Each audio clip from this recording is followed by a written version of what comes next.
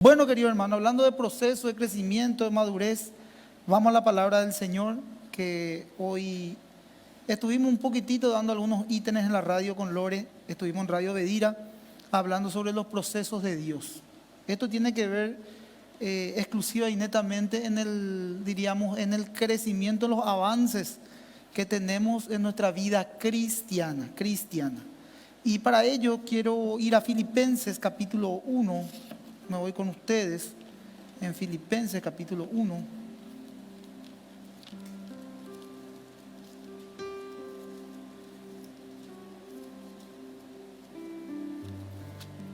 Filipenses capítulo 1, versículo 6. Conocido versículo. La oración de Pablo por los creyentes es el título. Y leo el 4 porque vamos a contextualizar. Dice: siempre en todas mis oraciones rogando con gozo por todos vosotros, por vuestra comunión en el Evangelio, desde el primer día hasta ahora. Estando persuadido de esto, que el que comenzó en vosotros la buena obra, la perfeccionará hasta el día de Jesucristo. Entonces, voy a leer el 7 también. Dice: y como me es justo sentir esto en todos vosotros, por cuanto tengo en el corazón, en mis prisiones y en defensa y confirmación del Evangelio, todos vosotros sois partícipes conmigo de la gracia. Hasta ahí. Entonces, me centro puntualmente en el 6, donde dice: estando persuadido de esto, que el que comenzó en vosotros la buena obra la perfeccionará hasta el día de Cristo. Cuando Dios comienza una obra en una persona, termina. Y no solamente que termina, sino perfecciona esa obra. Tenemos un ejemplo, y hoy dábamos un ejemplo claro de, por ejemplo, viste que vemos nosotros mucho así por las redes, la parte de la cocina, vemos los chefs, por ejemplo, cómo presentan, también vemos cómo se inicia el proceso de la cocción de la comida. Y hoy estábamos hablando, por ejemplo, de una tarta, de una sopa. También yo estaba hablando del tema del sistema de facturación, porque todo eso te lleva a un proceso. Comprar los ingredientes, ver la receta, trabajar sobre ella, el tiempo de cocción, y al terminar vos presentás esa comida ya terminada y hecha. También lo mismo, yo citaba cuando yo era comerciante, también el procedimiento donde en varias empresas cuando presentaba mi producto me recibía un personal que era encargado de depósito, controlaba la mercadería que yo llevaba, controlaba si la factura estaba correctamente hecha. Al corroborar que todo eso estaba ya, diríamos, en orden, eso pasaba a un proceso de facturación. La facturación, el departamento de facturación libraba un cheque donde avisaban la fecha, el día y la hora de pago. Entonces, todos estos ejemplos que te voy citando tiene que ver con un proceso. Así también a eso se refería Pablo cuando decía que el que comenzó en vosotros la buena obra la perfeccionará. Entonces, hay una obra que empieza. ¿Cuándo empieza esa obra? Esa obra empieza cuando una persona nace de nuevo. Cuando una persona entrega su vida a Cristo y se rinde completamente a Él, empieza un proceso, una obra en nuestras vidas. Entonces ahí comienza. La vida del creyente empieza, como les decía, cuando uno nace de nuevo. Pablo, cuando dice persuadido, dice que estaba convencido. Eso le estaba diciendo a la iglesia de los filipenses, que estaba convencido que Dios no hace las cosas a medias y sin terminar, sino que lo que empieza, eso termina. Estaba afirmando de una manera imperativa, ¿sí? Entonces, acá por esta afirmación de Pablo, nosotros vemos que Dios no es como el ser humano. El ser humano es fluctuante, el ser humano es de doble ánimo, el ser humano capaz dice un día: bueno, hoy empiezo la dieta, hoy me pongo las pilas, hoy realmente me meto en las cosas de Dios. O también hay un ejemplo que puede dar también el ser humano, dice: bueno, hoy decido tomar como visión y como postura esta profesión y decido empezar mi carrera universitaria. Pero vemos que por factores o situaciones o circunstancias, o también por desequilibrios emocionales, muchas veces no perseveramos hasta el final. Ese es el ser humano. Sin embargo, con Cristo en tu vida, en la vida del ser humano, dice la palabra de Dios, afirmando de que todo lo que se proponga que viene de parte de Dios va a terminar. Y específicamente está hablando de una obra de la salvación con el proceso de la santificación y poder llegar hasta el día de Jesucristo, que es el día en que Cristo venga a buscar a su iglesia. Entonces, esto se apoya también en un salmo que lo escribió David. Esto no hace falta que lo busquen, solamente voy a citarlos. En el Salmo 138:8 dice: Jehová cumplirá su propósito en mí, tu misericordia, oh Jehová, es para siempre, no desampares la obra de tus manos. En este pasaje también afirma el rey David, y se aferraba a la promesa de Dios sobre su vida, donde Jehová cumplirá, y Él cumple todo lo que tiene dispuesto para nuestras vidas.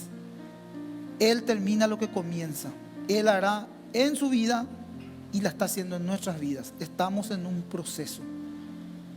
Después de la salvación, el cristiano comienza un proceso de crecimiento espiritual, con la intención de ser maduro espiritualmente. Según el apóstol Pablo, ese proceso es continuo, que nunca va a terminar en nuestras vidas. O sea, esto va a ser hasta que el Señor disponga nuestros días aquí en la tierra. Estamos en un proceso, y la intención del proceso es madurar.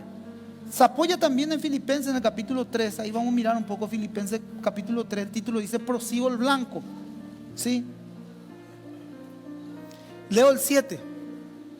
Decía el apóstol Pablo: pero cuántas cosas eran para mí ganancia, y la he estimado como perdida por todo el amor de Cristo. Y acá estamos hablando en el 3:7. Estaba mencionando el apóstol Pablo de su formación. Él tenía una formación, diríamos, de ser un hombre que no solamente practicaba la ley, sino que la vivía. O sea, no solamente lo de Pablo eran palabras, sino también tenía una vivencia en cuanto a la ley. Era una persona muy culta. Era una persona, era judío, de sangre judía, y era un hombre también de una ya autoridad delegada en el judaísmo.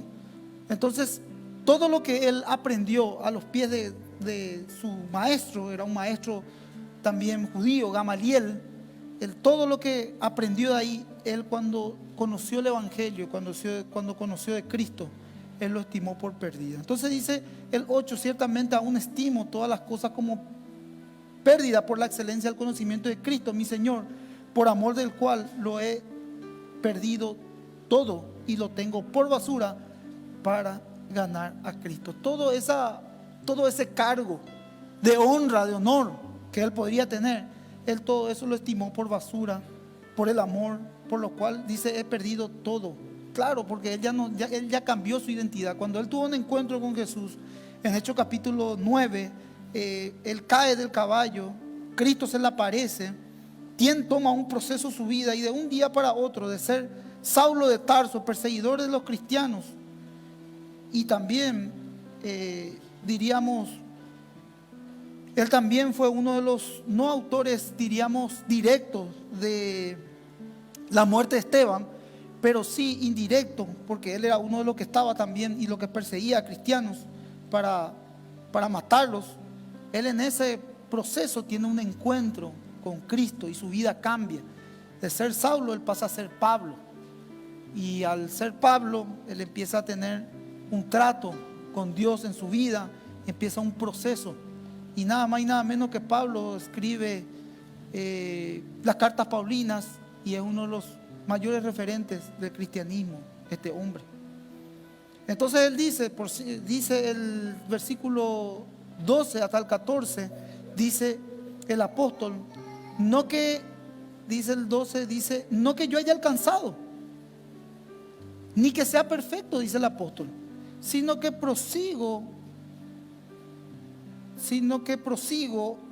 por ver si logro asir aquello para lo cual fui también asido por Cristo Jesús. Hermanos, le dice él a los filipenses, yo mismo no pretendo haberlo alcanzado ya, pero una cosa hago, olvidando ciertamente lo que queda atrás y extendiéndome a lo que está hacia adelante, prosigo a la meta, al premio del sumo llamamiento de Dios en Cristo Jesús.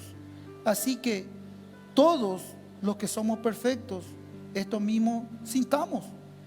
Y si otra cosa sentís, eso también lo revelará Dios.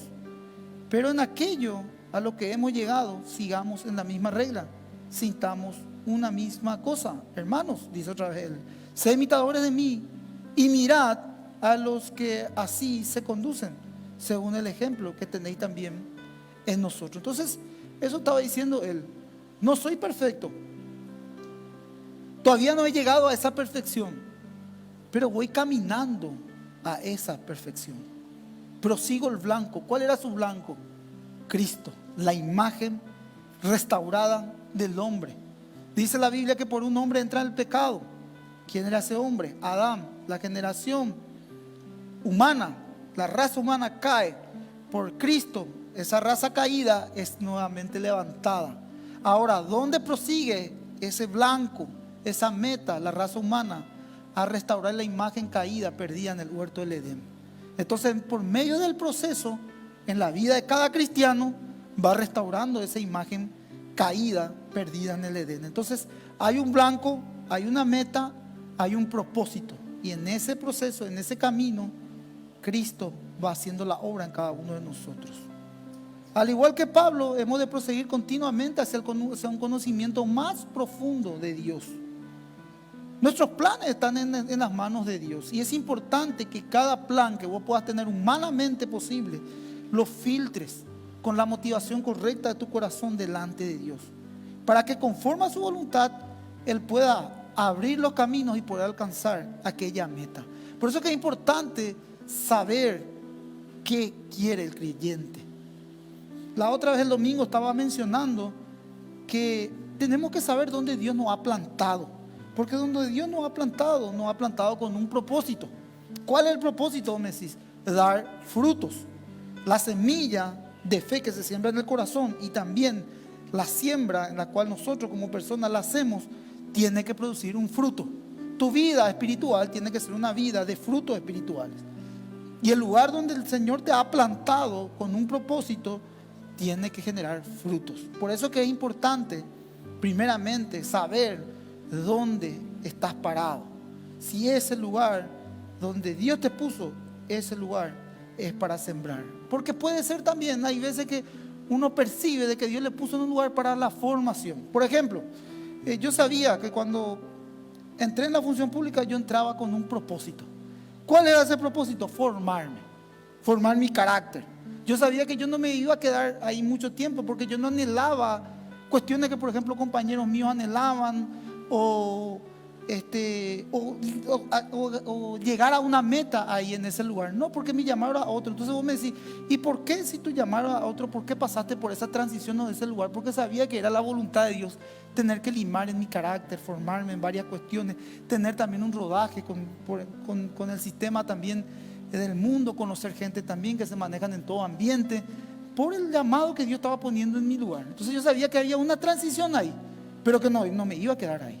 Entonces, a medida que cuando se cumplió ese ciclo, ese proceso, entonces pasé a otras cuestiones que ya tenían que ver con mi llamado, ¿verdad? Y así también sé que de repente pasé por el área comercial, también por el comercio, por las ventas, por un montón de situaciones que pasé laboralmente, sabiendo de que había un propósito adelante de ellos, pero que cada cosa que lo hacía esperando el tiempo de Dios y sabiendo de que todo ese paso en el cual yo iba sorteando era parte de un proceso. Sabía eso, lo sabía. Y así también en un lugar, por ejemplo, llegó un momento, hablo yo en mi experiencia, en mi testimonio. Yo cuando me quedo en mi iglesia, en la iglesia Más que Vencedores, Más que Vencedores Central hoy, porque anteriormente era Más que Vencedores ahí la iglesia, y era una. Cuando yo de a poquito empezaba a sentir mi llamado y empezaba a salir hacia afuera a predicar la palabra de Dios, había algo que se me gestaba dentro mío. Y yo sabía que lo que yo hacía no era de parte mía, porque había una cierta comodidad donde yo estaba. Por decirlo, estaba al frente de una coordinación de un ministerio, hacía consejerías por dentro, era asistente de mi pastor, conocía la interna de la iglesia y había una cierta comodidad en mi servicio a la casa de Dios. Yo sabía que en medio de esa comodidad el Señor me enviaba, me empujaba un poquitito más a llevar la palabra de Dios hacia afuera, a ser un evangelista. Entonces todo ese proceso que me formó adentro era para después poder llevar afuera, ¿verdad? A un lugar. Ahora, yo en ese momento lógicamente no sabía, estaba confundido, tenía mis dudas, porque la incertidumbre te visita. No es, jamás Dios te va a mostrar un retrato perfecto o te va a mostrar un camino allanado donde vas a irte, como yo dije el domingo también, donde te vas a ir tan cómodamente en el camino del Señor. No, generalmente lo que parece ser y lo que parece así como por decirte así, algo tan fácil de poder lograrlo, alcanzarlo, no, tendría mis dudas. Porque nunca en la Biblia nosotros vimos por ningún personaje y ningún llamado de Dios que fue fácil. Y lo más difícil que puede pasar, tanto humana, emocional y espiritual, es, tomar las decisiones correctas. Porque para tomar una decisión correcta tenés que primeramente filtrar tus emociones. Después está el apego también a las cosas, y es normal. Después también está la cierta comodidad en la cual nosotros también vivimos. Y hay veces que las cosas de Dios te quitan de tu comodidad, te hacen pasar por situaciones que no son fáciles. Chocas con gente también de que las diferencias de caracteres, por ser más puntual, ¿verdad? No se hacen las cosas como uno quiere, sino tenés que amoldarte varias veces a las cuestiones. Pero al fin y al cabo todo eso saben que con qué tiene que ver, y hablando así bíblica y espiritualmente, sencillamente en esto, en morir a la carne y en dejarte formar, nada más eso. Lo que pasa es que hay veces que se prolonga el proceso, o también nos sentimos muchas veces estancados, porque no queremos dejar formarnos, porque queremos hacer lo que nosotros queremos, porque nosotros mismos no queremos ceder a nuestros mismos derechos. Entonces, lógicamente, ahí cuesta más. Sin embargo, cuando vos le entregás a Dios las cosas, cuando vos orás por la persona que te está forzando, cuando vos caminas en libertad, cuando no tenés ningún perjuicio en el corazón ni en la mente, entonces los caminos empiezan a ser más fáciles. Pero cuesta eso, porque recién cuando una persona empieza a pasar por varias situaciones estas, es como que madura, y ahí puede hablar de una óptica completamente distinta, porque pasó por los procesos. Ahora, si no pasas por estos procesos, te vas a enojar con la gente y vas a empezar a buscar un lugar donde vos puedas ser aceptado y donde vos también le puedas aceptar a la gente, cosa que es muy difícil, porque donde hay dos seres humanos, ya hay problema. Donde dos personas hay, ya hay problema. Así como dice el Señor, cuando dos personas más se ponen de acuerdo en mi nombre, ahí estoy yo. Pero también cuando dos personas más están reunidos, también hay problema. ¿Por qué hablo yo en ese contexto? Porque debe de haber una oración, y la oración es lo que te va a sostener y te va a mantener. Es demasiado importante poner en nuestros planes delante de Dios para filtrar todo esto que yo te estoy diciendo. Si bien Dios es soberano, y sabemos eso, Dios no cambia. Esto es claro en la palabra de Dios. La Biblia dice que Dios no cambia, que Él es inmutable, una característica de Dios, que Él no tiene sombra de variación. Literalmente eso dice la palabra de Dios. Nuestros planes deben someterse a Dios a cada paso. Cada plan, cada proyecto que vos tenés, Señor, pongo delante tuyo, te entrego y descanso, porque yo sé, Señor, que si es bajo tu voluntad, esto va a salir y se va a abrir la puerta naturalmente. No quiero forzar nada, Señor, solamente entregarte a ti. Los planes necesitan el sometimiento a Dios, porque Dios es aquel que va a otorgar que las puertas se abran para que vos puedas alcanzar esas metas y esas visiones. También nosotros, vos me decís, ¿y cómo pastor nosotros tenemos que actuar? Nosotros tenemos que actuar también. Vos me decís, ¿por qué, pastor, actuar? Porque, por ejemplo, querés recibirte querés ser un profesional, y es muy bueno ser un profesional, llegar a esa meta. Ahora, vos no podés poner tus planes delante de Dios y decirle, Señor, acá te entrego mi estudio. No te va a la facultad, no te esmerás para estudiar, no sos disciplinado, no te comprometes. Entonces, lógicamente, no va a funcionar. O en una relación, vos le pedís al Señor un varón de Dios para tu vida, o le pedís una mujer de Dios para tu vida, perfecto. Pero vos no te comportás acorde a ese hombre, a esa mujer. Entonces, te dio Dios, ¿sí o no? Pero vos no valoraste, no valorás. Así son las cuestiones espirituales. Entonces, ¿qué yo le quiero decir cuando les hablo de hora actuar? Ponernos las pilas también. Porque Dios prueba, constantemente somos probados. Y el ser humano lo que no quiere es ser probado.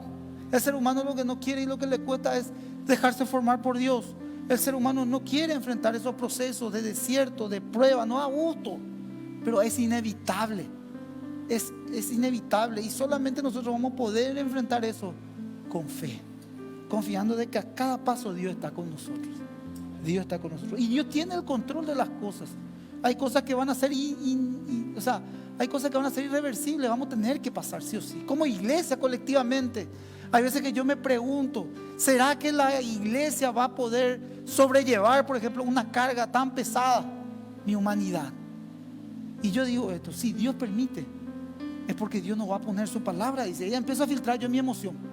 Entonces yo digo ahí, si Dios permite, es porque la Biblia misma dice que Dios no va a poner ninguna carga en la cual nosotros no podamos sobrellevar. Ahora, ahí ya me advierte la Biblia, puede haber enojos, sí puede haber decepciones, puede haber malestares, incomodidades, puede haber, pero al fin y al cabo cada uno va a empezar a digerir como cada uno está en su proceso. Algunos lo tomarán maduramente, algunos no lo tomarán maduramente, algunos se enojarán, otros se irán, no sé. Son pues cuestiones, así que yo siempre me pregunto cuando de repente sucede algo colectivo en la iglesia. Pero al fin y al cabo, ¿cuál es mi fe y mi descanso? Si no, ya anda todo estresado. No, la obra es de Dios. Cristo es la cabeza. Y todo lo que pueda pasar o llegar a pasar es porque Dios permite y Él tiene el control. Ahora, ¿qué me toca a mí y a nosotros como iglesia? Andar en transparencia, andar en verdad, ser hombres humildes, tener empatía, levantar, animar, exhortar, confrontar, edificarnos. Entonces eso a nosotros nos corresponde, ¿verdad? A todos los que somos parte de la iglesia. Pero ¿qué hacemos con todo esto que yo le estoy mencionando? En ningún momento yo dije, nos quedamos, no. Mientras vamos caminando, prosiguiendo esa meta hacia ese sumo llamamiento de Cristo Jesús. Entonces vos me decís, ¿y pastor cómo es todo? Entonces, y vamos madurando por el camino. Vamos madurando por el camino. Vamos ayudándonos, vamos todos juntos, vamos madurando. Y así es el proceso en el cual vivimos, ¿sí o no? Bueno, yo te hablo en el contexto eclesiástico, pero ahí está tu trabajo, ahí está tu profesión, ahí está tu familia y también tus planes, tus metas, tus proyectos. Todo eso poné en las manos del Señor y trabaja para poder lograrlo y alcanzarlo. Que no lo vas a lograr vos, sino Cristo en vos. Decía yo esto, Dios nunca prometió darnos un retrato completo del camino, porque allí hay incertidumbre en el caminar. Pero nosotros tenemos que poner la confianza y el sometimiento y la dependencia, ese es el punto, en Dios. Y se va desarrollando, ¿saben qué? La fe. La fe se va desarrollando. Es allí donde la incertidumbre del camino, donde se tiene que mostrar nuestra confianza, dependencia, sometimiento a Dios, y el resultado es la fe. Es como decirte esto, mira, es caminar sin ver nada. Esa es la fe. Yo camino seguro, camino, no veo nada, pero camino, no me quedo. Camino. Y acá hay un escalón y me caigo. ¡Pum! ¡Pum! Pero no veo nada. Camino. Esa es la fe. Y por medio de ese caminar vamos a ver una luz, que quizás no es una luz, la salida a todo esto. No, es esa luz cuando Cristo venga. Eso es proseguir la meta, caminar. Esa es la fe. Por eso es que no hay incertidumbre. Incertidumbre es paso a paso. Piso, estoy seguro. Ahora doy el otro paso. Ahora doy el otro. Y ahí te va. Por eso es paso a paso. El que generalmente se va y a toda máquina, pum, pum, pum, pum, atropella, se golpea, se cae. Y después no es lo de eso que se cae y el que va detrás se tropieza por él, le pisa. Es sentido común. Porque no es una carrera de velocidad. Por eso que hay que pasar por estos procesos. ¿Se acuerdan del proceso de facturación? ¿Quiénes no queremos cobrar ya? Todos queremos cobrar. Pero tenemos que pasar por esa elaboración del producto, presentar nuestro trabajo. Ahí Marco te va a decir mejor que nada con el tema de la carpintería. Tiene que presentar su boleta, tiene que presentar su factura. Tiene muchas veces que aguantar 30 días para después cobrar. Ese es el proceso. No a gusto pasar por eso. ¿Qué gusto daría solamente cobrar, no vaya, sin pasar todo ese proceso? Así hay muchos creyentes que quieren también sortear esos procesos y es perjudicial. La misma cosa, vos ya querés comer esa costilla ancha, rica, así con este clima, ¿verdad? Pero tiene un proceso. José sabe, eso es un gran asadero, nuestro querido hermano José Barrita. Pero ¿qué pasa? ¿Cuántas horas de cocción tiene que tener José mínimo esa costilla ancha? ¿Cuántas horas de cocción tiene que tener una costilla ancha, José? Mínimo 4. 5 horas va a ser jugoso, sin apuro. La historia de Mónica, la vuelta a ponerle más carbón, no. Entonces tiene que pasar por ese proceso. Y muchos no queremos ya pasar por esas 4 o 5 horas para comer esa costilla, queremos comerlo, vaya. Y sí o sí tenemos que pasar. Y ese proceso muchas veces es doloroso porque mira la sopa pasa, te quieren llenar con chorizo, te quieren llenar con sopita. Y cuando viene el costillar ya te llenaste porque no soportaste el proceso de cocción. Así somos muchos creyentes. Paso a paso, gente. Lo que les quiero decir es esto para alentar su corazón. Ese paso que das, ese paso es firme. El otro paso que das, el otro es firme. No te vayas a apurar, porque acá está desarrollando los frutos en tu vida. Y cuando llegues al momento, a la meta, vas a llegar bien, maduro, firme, con frutos. Y tu experiencia buena y mala que pasaste en el proceso te va a ayudar para darle fuerza a las demás personas. Amén, hermanos. Bueno, gente querida, ¿se aprende? No menosprecies la obra de Dios en tu vida. Muchos dicen, siento que Dios me llamó, pero no sé realmente si no sé si este tema de la iglesia, y habla negativamente sobre la madurez espiritual. No hables. Viví en silencio. Si querés decir algo negativo acerca de la madurez espiritual o de la iglesia, mejor es guardar silencio. No critiques, no murmures, no chismentes. No. Eso va a atajar tu proceso, te va a estancar. Tampoco no muestres una actitud de burla o falta de respeto hacia otros creyentes, burlándote de los procesos. No. También desanimando a otros creyentes acerca del servicio. Por ahí hay hermanos que no tuvieron una buena experiencia en su iglesia, o no sé, hablando así del servicio. No por eso todos te van a fallar. Como yo siempre les digo, nosotros, nuestra mirada tiene que estar en Cristo, por encima de los hombres. Por ahí alguien te pudo haber decepcionado. Algún liderazgo, algún pastor, algún líder te pudo haber decepcionado. No mires ahí, camina por encima de ellos. No hables, porque todas las situaciones son distintas. ¿Te pudieron haber fallado? Sí, y hay otros que van a intentar hacer lo posible para no fallarte. No siempre se va a repetir la historia. No le metas, esto es lo que te quiero decir, no le metas todo en la misma bolsa. Hay gente buena, no perfecta, pero gente que quiere hacer bien las cosas. Entonces, no le desanimes, no metas todo. No, mira, ahí me estafaron en la iglesia, o qué sé yo, me enteré de un mal procedimiento administrativo en una iglesia y todos son iguales. No, no son todos iguales. No son todos iguales. Hay una debilidad, cierto. Hay un pecado, cierto, pero no todos son iguales.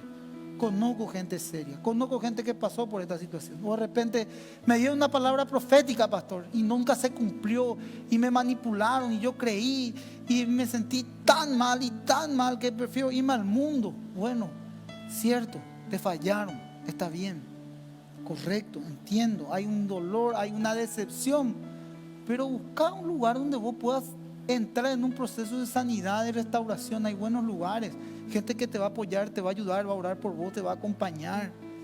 ¿Me explico, gente querida? Entonces, si en ese contexto digo, no menosprecies la obra de Dios, no menosprecies, todo es de Dios, todo es de Dios. O empezar a hablar, por ejemplo, doctrinalmente. No, esta iglesia es más seria doctrinalmente que esta, la aquella. Todo por cuestiones periféricas que no te llevan a ningún aporte de edificación. No, tranquilo. Si no te gusta esa línea doctrinal, perfecto, orale a Dios por el lugar donde vas a poder recibir la palabra de Dios. Y bueno, ajustar. Sé un hombre, una mujer con un corazón enseñable. Eso te va a ayudar a poder llegar. La clave de todo esto es la madurez. La clave de la madurez es esta: la coherencia y la perseverancia en hacer aquellas cosas que sabemos que nos acercan a Dios. Por ejemplo, los debates periféricos, hay muchas veces que no es que nos acercan a Dios, sino nos alejan. Entonces no entremos en esas cuestiones que nos van a alejar, no acercar. No nos van a acercar. Entonces, por eso digo, la clave de la madurez es la coherencia, la perseverancia en las cosas que sabemos que nos acercan a Dios. Por ejemplo, algo que nos va a acercar a Dios son la disciplina.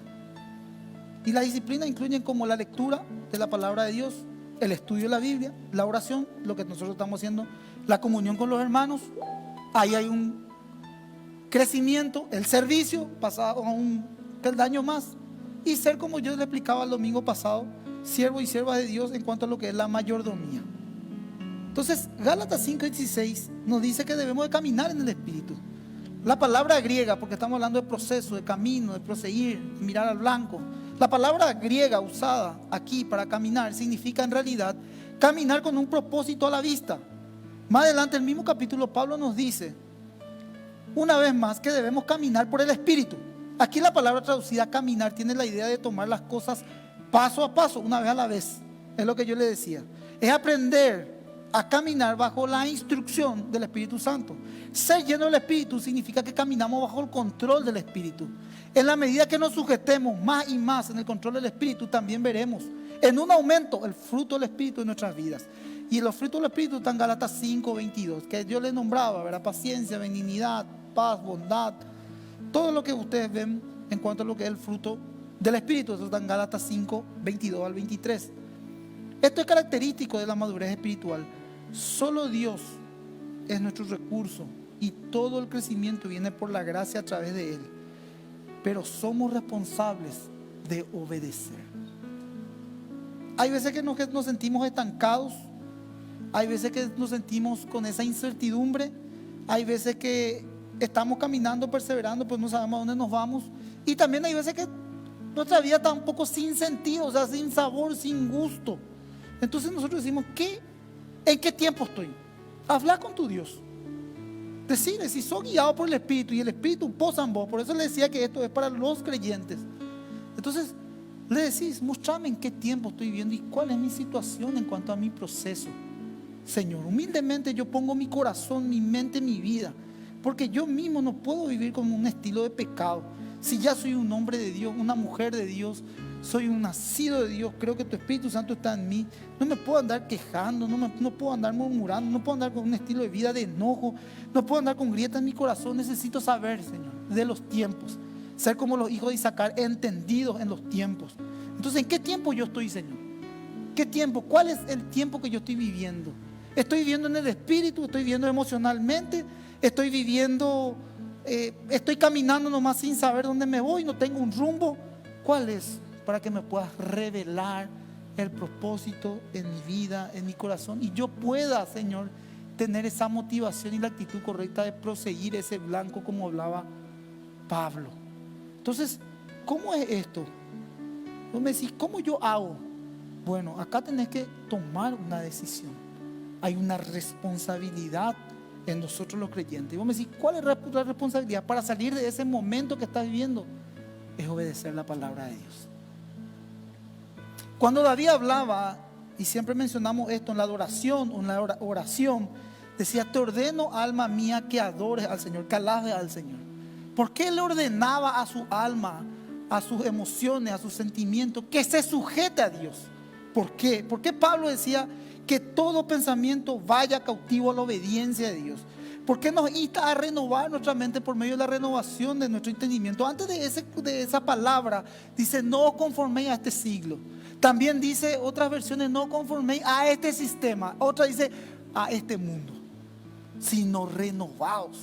¿Por qué dice? Porque también como vos y como yo tenían esas luchas mentales, el divague emocional, las luchas que tenían. También yo creo que el rey también, ustedes ven las debilidades que él tenía, lo hacía de corazón, para que toda su mente, su cuerpo, su espíritu pueda adorarle a Dios, pueda estar sujeto al espíritu. No va a funcionar esto, mis queridos, si las emociones no se aplacan y crece el espíritu de nosotros.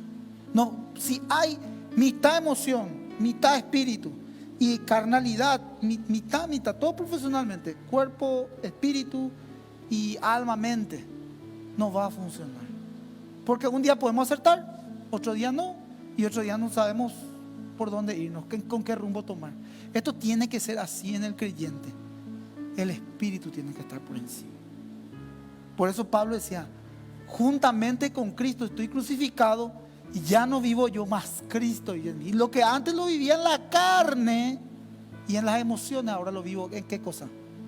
En el espíritu. No podemos disociar de que somos parte de este mundo, como también Jesús oraba por los apóstoles, por sus discípulos. No podemos disociar de que somos seres humanos, que tenemos nuestra humanidad.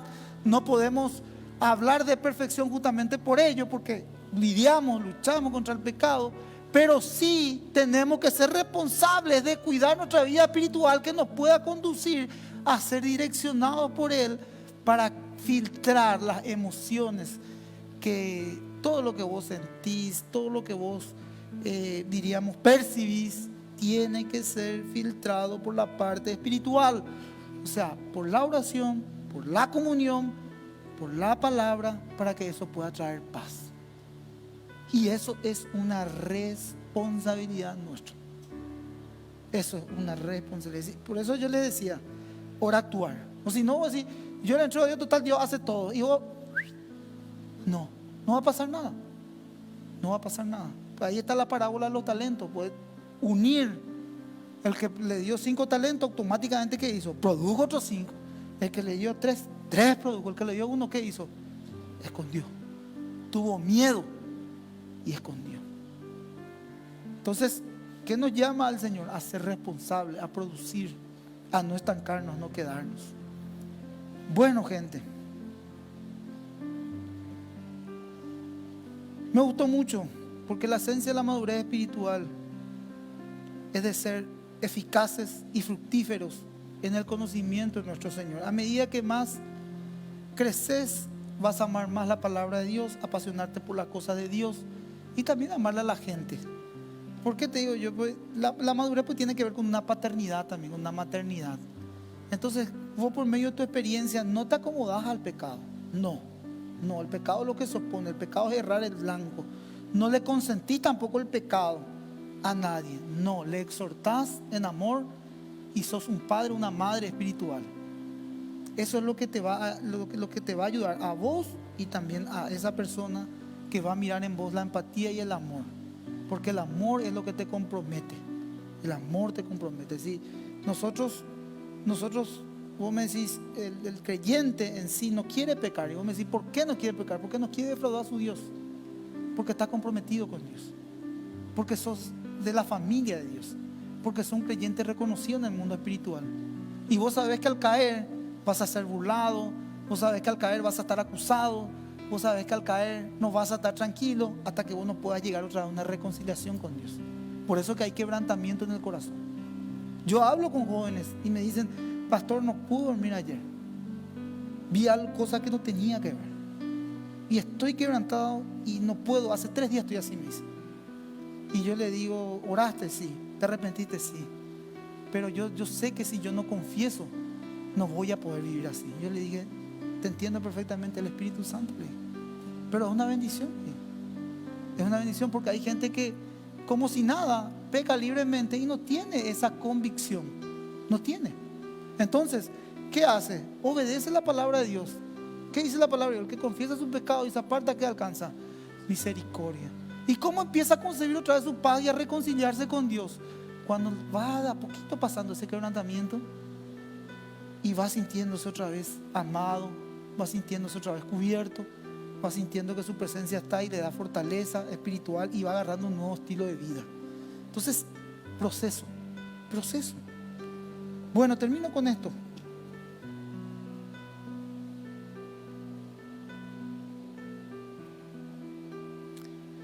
Jeremías 18:3. Como la palabra de Dios. Estamos aprendiendo, gente. Es interesante los procesos. Yo sé que ahí puedes poner tu experiencia. Puedes poner tu experiencia, puedes poner tu caminar. Sé que después de esto a lo mejor Dios, vas a hablar con Dios en saber en qué tiempo estás, en qué estás caminando, cómo estás caminando. 18:3-6. La señal del alfarero y el barro. Muy linda palabra. Solamente estuve reflexionando sobre este capítulo en este día y solamente voy a leer 3 versículos, que está del 3-6. Dice la palabra de Dios. Descendí a la casa del alfarero y aquí que él trabajaba sobre la rueda. Y la vasija de barro que él hacía se echó a perder en su mano y volvió y la hizo otra vasija según le pareció mejor hacerla. Entonces vino a mí palabra de Jehová diciendo: ¿No podré yo hacer de vosotros como este alfarero, oh casa de Israel? Dice Jehová: he aquí que como el barro en la mano del alfarero, así sois vosotros en mi mano, oh casa de Israel. ¿Cómo es el barro en las manos del alfarero? Y quité 3 puntos de esto. Se deja limpiar por las impurezas. Cuando el barro tiene piedritas, son impurezas para el alfarero. Entonces debe de sacar para poder facilitar su elaboración. Dejarse formar por el alfarero quiere decir que no es el barro quien le dice a la vasija cómo hacer, sino es que el alfarero quien lo decide. Entonces, cuando Dios empieza a agarrar la arcilla, el material, para poder obrar, para poder trabajar, agarra nuestras vidas. ¿Y qué empieza a hacer? Empieza a limpiar. En el proceso, por eso le decía, es inevitable que empiece esa limpieza de nuestra vida espiritual. Entonces, al quitar esas piedritas que molestan para poder trabajar con sus manos, está quitando en nuestra vida toda inmundicia, todo pecado. Y en ese proceso empieza un proceso de limpieza, de purificación. También cuando quita, deja formar. Empieza a darle forma. Empieza el creyente a entender el propósito, el tiempo y el caminar. Entonces son procesos.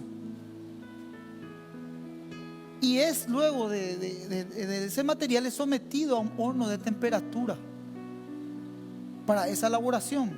Y ese barro tiene que pasar por fuego, que para nosotros muchas veces es duro.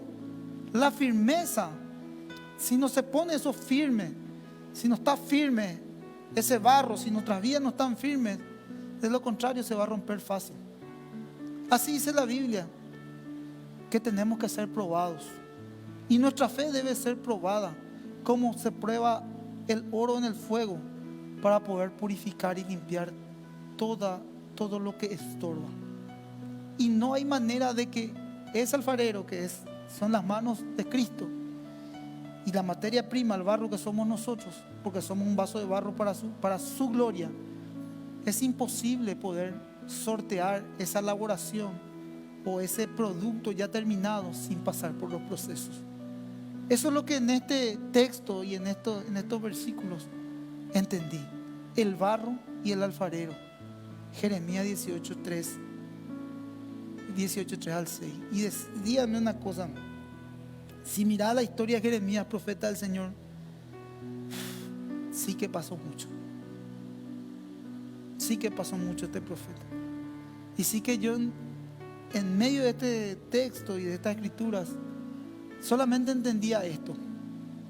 Todas las informaciones que Dios le daba a su profeta para que él pueda interpretar lo que Dios quería decirle a él y también al pueblo. Es glorioso, hermanos queridos. Entonces, el propósito de Dios al permitir la prueba consiste en confirmar la realidad de la fe en cada creyente, pero el beneficio inmediato de esa prueba de fuego es un creyente aprobado que no deja de confiar en el Señor. Es estar seguro de que nuestra fe es genuina y es verdadera. Amén, hermanos. Podemos orar. Le damos gracias a Dios. Interesante la prédica de dejarnos formar por Dios. Hay muchísima información, textos bíblicos, hombres que sus vidas entraron en un proceso de formación y que el Señor lo ha formado para su gloria. Señor, oramos, Padre, dándote las gracias en el nombre de Jesús en esta bella noche que pudimos congregarnos. Darte gracias, Señor, porque estamos en el proceso y porque somos esos barros en manos del alfarero, Señor. Señor, no podemos dejarte de decir gracias en todos los procesos, Señor. Quizás en medio de la experiencia hemos experimentado cosas lindas, buenas y también malas, pero al fin y al cabo ninguna es desperdiciada. Sé que cada una de esas situaciones propiciaste en nuestras vidas para formarnos. Y sé que en algún momento, Señor, todo lo que hemos caminado, transitado en esta vida, Señor, va a ser usado para tu gloria, Señor.